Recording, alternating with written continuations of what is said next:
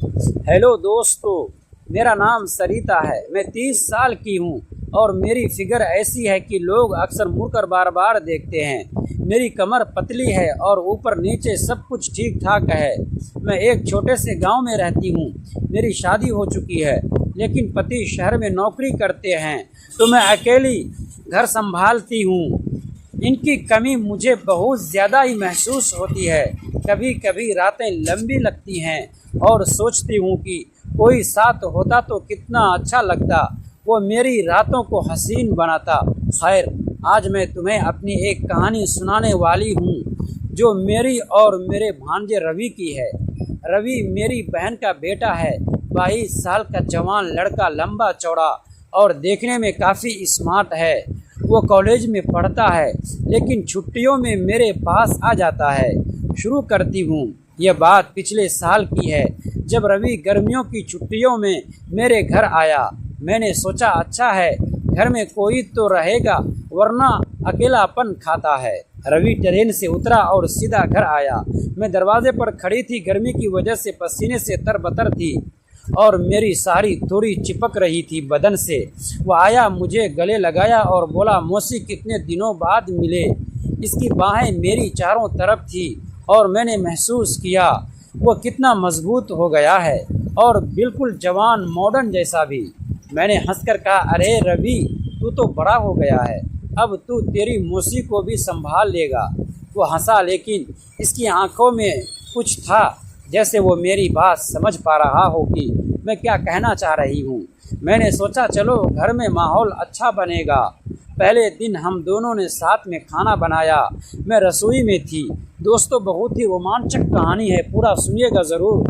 दोस्तों, वीडियो में आगे बढ़ने से पहले एक छोटा सा रिक्वेस्ट है कि वीडियो को लाइक और हमारे चैनल को सब्सक्राइब ज़रूर कीजिएगा और प्यारा सा कमेंट कर दीजिएगा। दोस्तों, चलते हैं आज की कहानी की तरफ। आटा गूंद रही थी, गर्मी ज़्यादा थी इसीलिए मुझे गर्मी लग रही थी। रवि आया और बोला, मौसी मदद करूं? मैंने कहा हाँ, आजा सब्जी काट। वो मेरी तरफ पास खड़ा हो गया, इतना करीब कि इसकी सांसें मेरी गर्दन पर लग रही थी। मैंने आटा गूंदते हुए कहा, रवि तू कितना बड़ा हो गया है, अब तो लड़कियां लाइन लगाती होंगी तेरे पीछे। वो हंसकर बोला, मौसी लड़कियां तो है लेकिन कोई तेरी जैसी नहीं, तू तो हमेशा से स्पेशल है। इसकी बात में कुछ नरमी थी, जैसे वो शरारत कर रहा हो। मैंने सोचा लड़का क्या कह रहा है, लेकिन मैंने मजाक में कहा, अरे मौसी को मत छेड़ वरना पकड़ लूँगी। वो बोला, पकड़ तो लो, देख ले क्या होता है। हम दोनों हंसे लेकिन मेरे मन में एक अजीब सी हलचल हुई। रसोई में वो सब्जी काट रहा था, मैं रोटी बेल रही थी। अचानक मेरी कोहनी उसके कंधों से टकराई और मैंने कहा, सॉरी रवि, जगह कम है। वो बोला, कोई बात नहीं मौसी, मैं तो तेरे पास ही रहना चाहता हूँ। इसकी आवाज़ में कुछ था जो मुझे सोचने पर मजबूर कर रहा था। खाना खाने के बाद हम छत पर बैठे, शाम हो रही थी, हवा चल रही थी। मैंने कहा, रवि तू कॉलेज में क्या करता है, कोई गर्लफ्रेंड है? वो शर्मा कर बोला, मौसी है एक, लेकिन वो दूर रहती है। तू बता अंकल कब आते हैं? मैंने आह भरी। वह तो महीने में एक बार घर सोना लगता है और ख़ासकर रात में। वह मेरे करीब सरक आया और बोला, मैं हूँ ना मौसी तेरे साथ, जो चाहिए वो बता। इसकी बातों में कुछ अलग लग रहा था। मैंने हड़बड़ा कर कहा, तू क्या देखेगा, तू तो अभी बच्चा है। वो बोला, बच्चा नहीं हूँ मौसी, देख तू। और इसने अपनी बाजू दिखाई लेकिन मेरी नज़र कहीं और चली गई। हम दोनों ने रात तक बातें की और सोने गए। मेरे कमरे में ऐसी नहीं था तो मैंने कहा, रवि तू मेरे कमरे में सो जा, वहाँ पंखा अच्छा है। वो मान गया। रात में मैं बिस्तर पर लेटी थी और वहाँ मेरे बगल में अंधेरा था लेकिन इसकी सांसें सुनाई दे रही थी। मैंने सोचा क्या हुआ अगर वह हाथ बढ़ाए, लेकिन वह चुपचाप सो गया।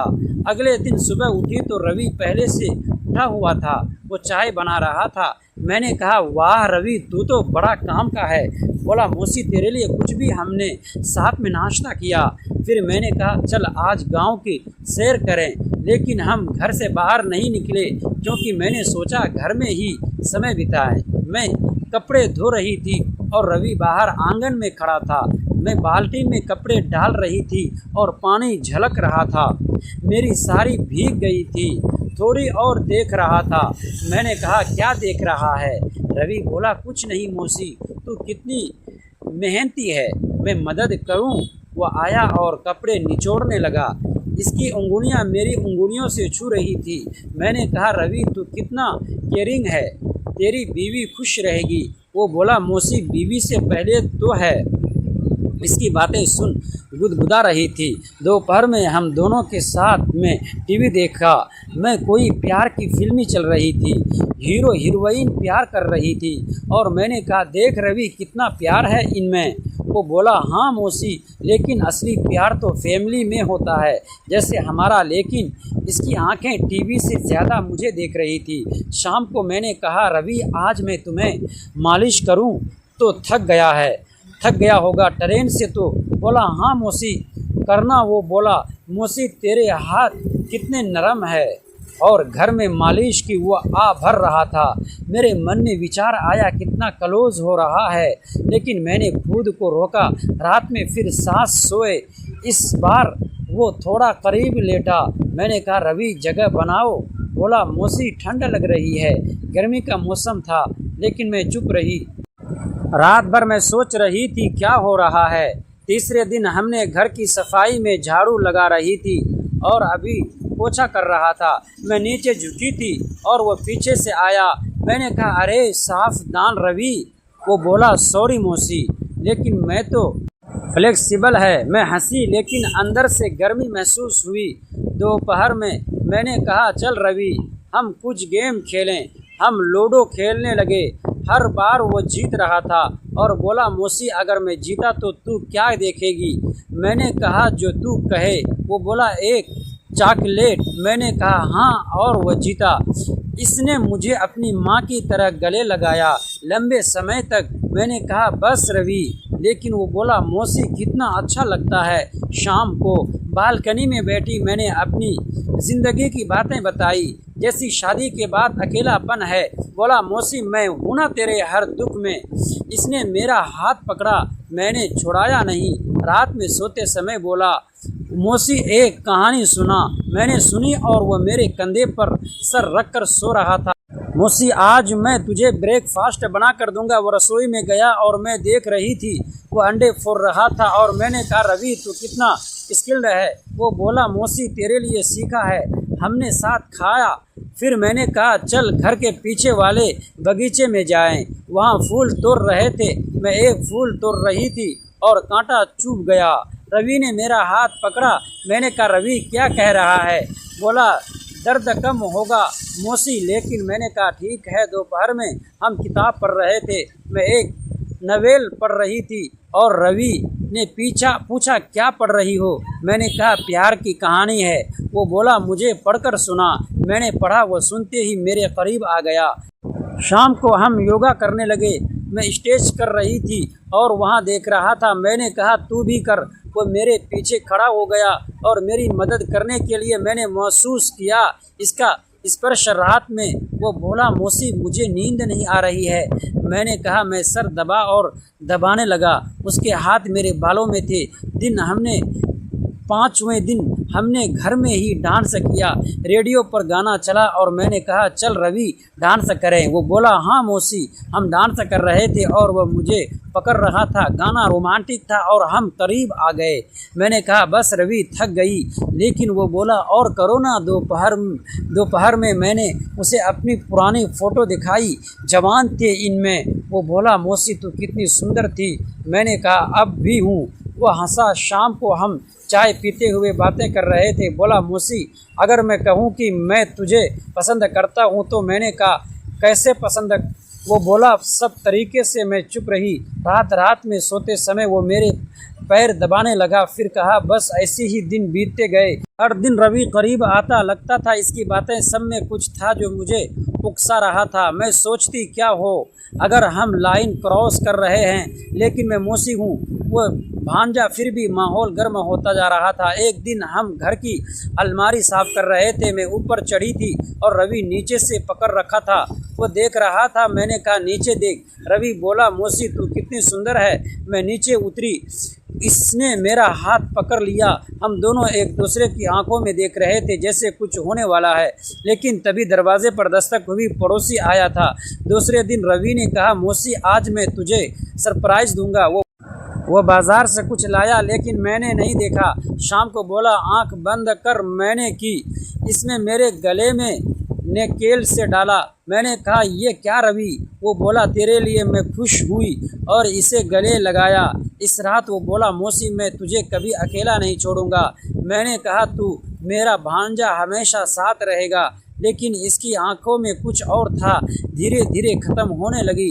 रवि उदास लग रहा था। एक शाम वो बोला, मौसी मुझे तेरे बिना कुछ अच्छा नहीं लगेगा। मैंने कहा, मैं भी मेरे करीब आया और बोला, क्या हम कुछ स्पेशल कर सकते हैं? मैंने पूछा, क्या?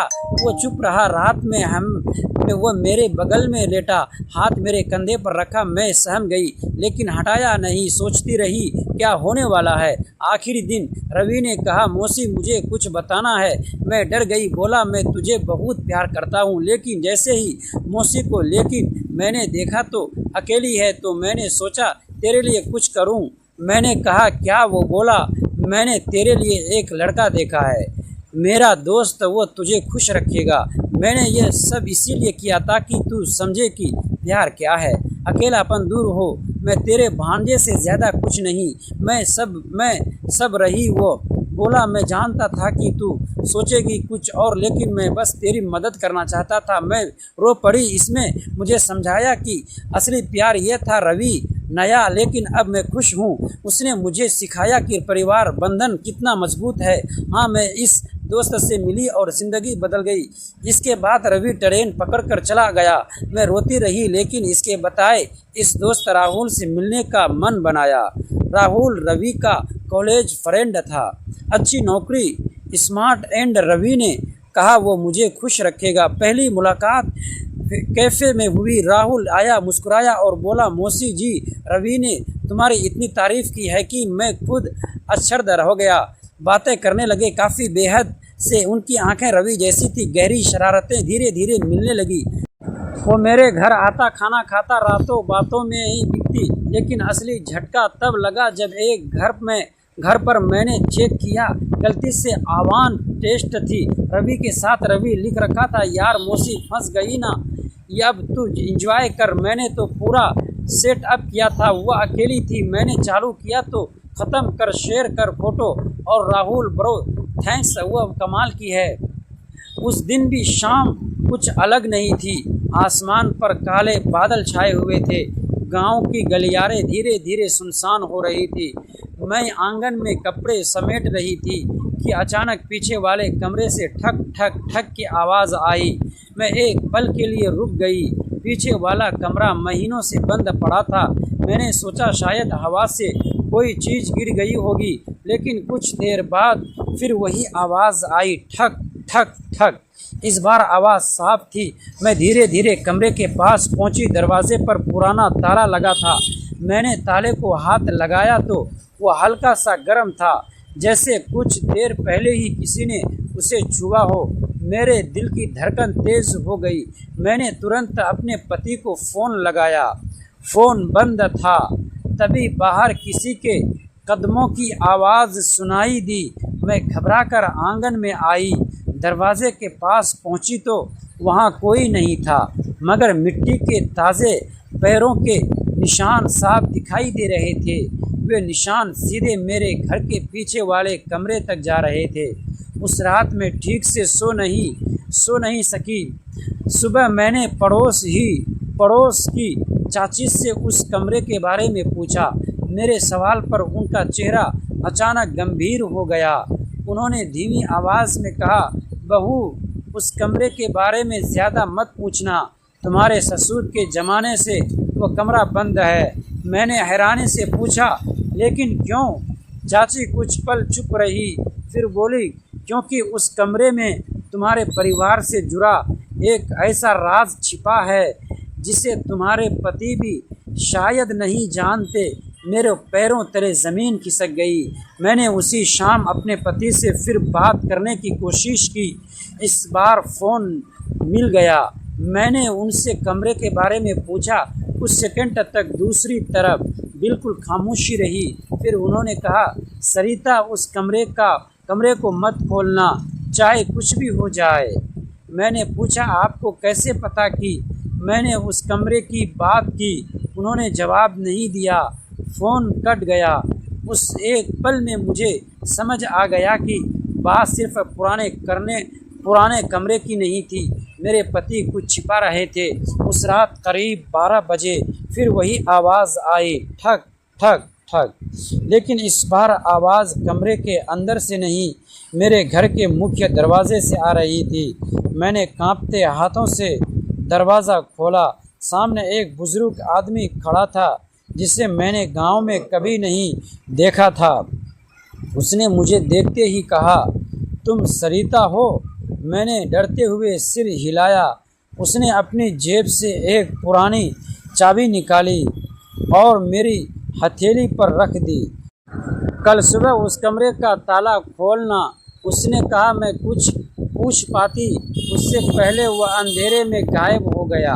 मैं पूरी रात चाबी को देखती रही। सुबह सूरज निकलते ही मैं पीछे वाले कमरे के सामने खड़ी थी। ताला मेरे हाथ में था। चाबी धीरे धीरे ताले में घूमी, क्लिक, दरवाज़ा खुल गया। कमरे के भीतर धूल और पुरानी चीज़ों के बीच एक लड़की का संदूक रखा था। उसके ऊपर मेरे पति का नाम लिखा था। दोस्तों, अगली पार्ट देखने के लिए प्लीज़ हमारे चैनल को सब्सक्राइब ज़रूर कीजिएगा। वीडियो को लाइक और प्यारा सा कमेंट भी ज़रूर कर दीजिएगा।